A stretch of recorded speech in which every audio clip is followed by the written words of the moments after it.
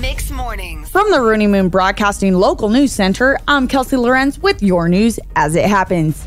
9th Judicial District Attorney Andrea Reeb announced that Alfonso Rodriguez, age 39 of Clovis, was found guilty yesterday by a Curry County jury of aggravated assault with a deadly weapon, child abuse, and felon in possession of a firearm. The jury deliberated for about 90 minutes before returning their guilty verdicts.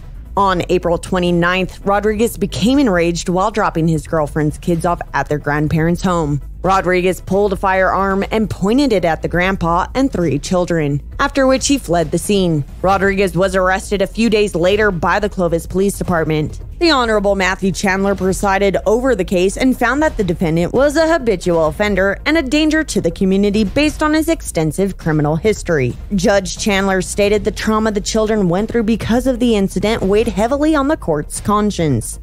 Rodriguez was sentenced to the maximum of 11 years in the Department of Corrections. The sentence was enhanced pursuant to the Habitual Offender Act and also due to the use of a firearm.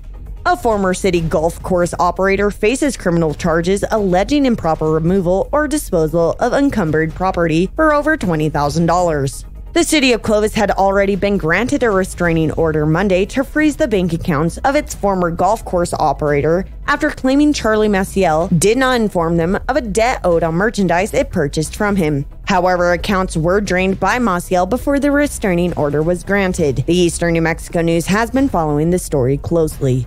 The City of Portales Public Works Solid Waste Department has informed administration that the convenience center will be closed until 10 a.m. today for equipment operations training. On Tuesday, September 24th, the Curry County Clerk's Office will join over 2,500 partners nationwide in hosting 2019 National Voter Registration Day. The nationwide event is held annually in an effort to increase participation in upcoming elections. The clerk's office will have election staff available to register new voters, update current voter registration, and answer any questions while taking part in this voter registration drive. This is an opportunity to verify voter registration information prior to the upcoming regular local election in November.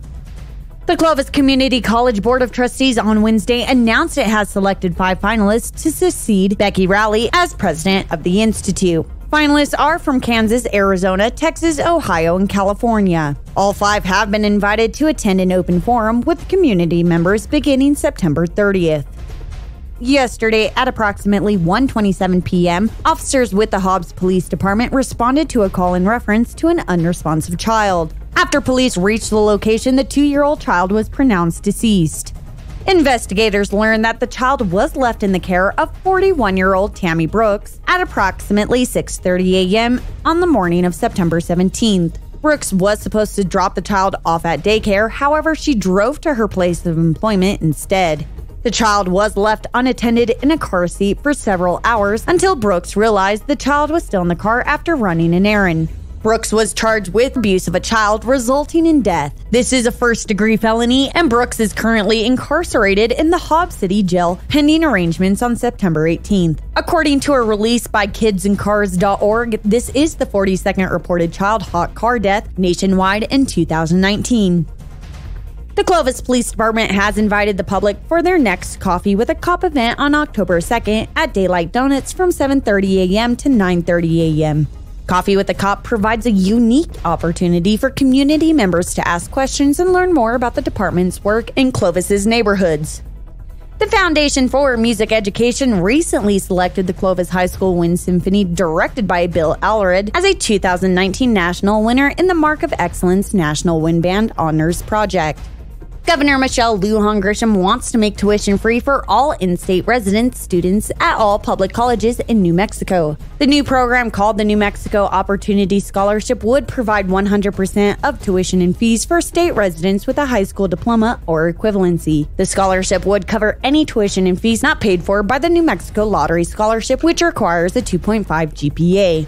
The money would come from legislative appropriations with an estimated cost of $25 to $35 million. For more news as it happens, click yournewsnewmexico.com.